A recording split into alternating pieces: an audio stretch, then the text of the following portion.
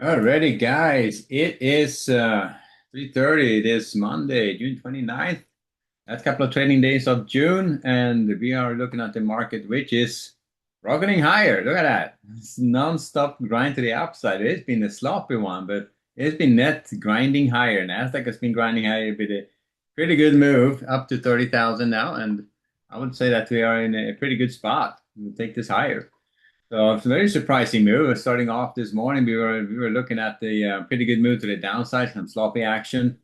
The overnight, we started from the long side, and then we got some pretty hard sell off, and we just kind of sat in that for a bit. But after the London close, it's been in grind to the upside. They've taken out this 79, 74.95 up here to 7,500. That's holding. So, I mean, if they hold like this, I'm just going to stay on the long side of this and see how far they want to take it. So that's kind of the dynamic right now. So starting off, range bound buys to the upside. If this close below the 74.95, I will be back range bound. But right now, it looks like they're just kind of holding on to their gains. It hasn't been like a super rocket to the upside, but it's been like in a grind. You try to get short against it, you would have been run over eventually unless you got like a break-even shakeout or something. Nasdaq was even worse. That was a massive move to the upside.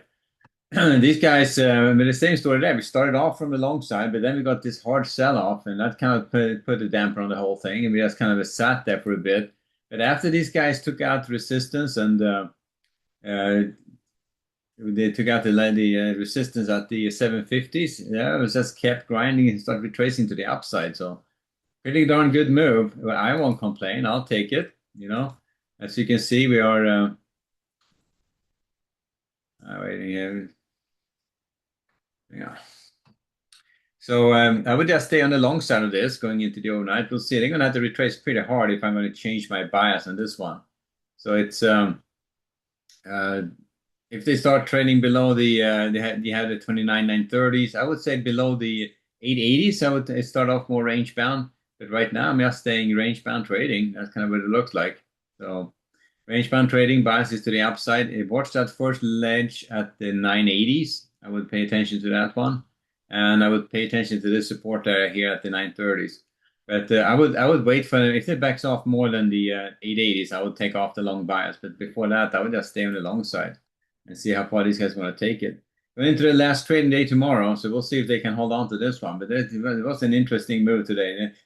Not too often you get the rally like that when it does net grinds like this, and if you're trying to get short against something aggressively, you'll be just absolutely run over. So I mean, unfortunately, I only took one trade early on this morning, and that was against the on the way up here from the ES. Just one trade there, and right there, and then yeah, got shaken out, and I kind of stopped. And you can see here this crazy stuff here. They kind of died off in the afternoon, but I didn't trade it. It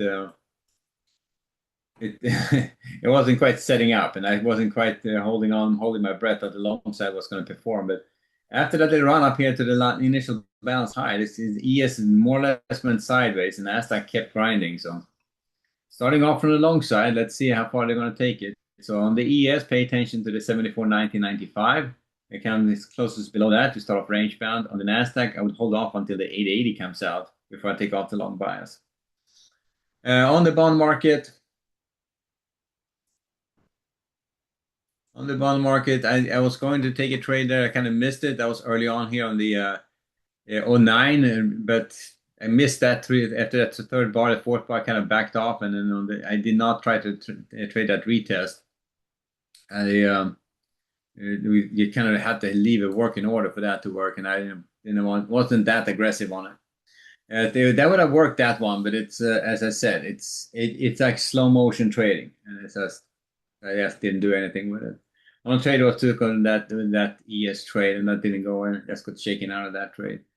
On the crypto side, it's kind of been back and forth, a little bit of action going on there, but nothing really directional. But they've been. You can see here that both Bitcoin and Ethereum has had nice runs up to upside. Ethereum up to 16, Bitcoin above 60,000 again. So inside the futures contract, so they definitely moved to the upside on those. I haven't traded any of these today, unfortunately. So after that first trade, I kind of sat on the sidelines waiting for the craziness to back off, and I kind of lost track of it.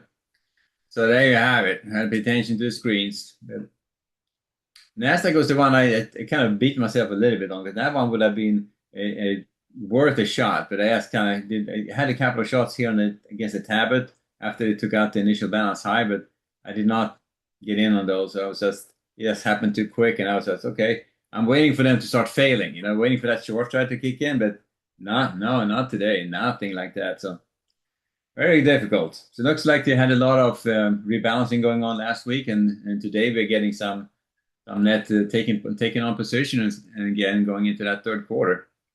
So, all right, guys, we'll leave it there for now. So, just that one trade on the ES.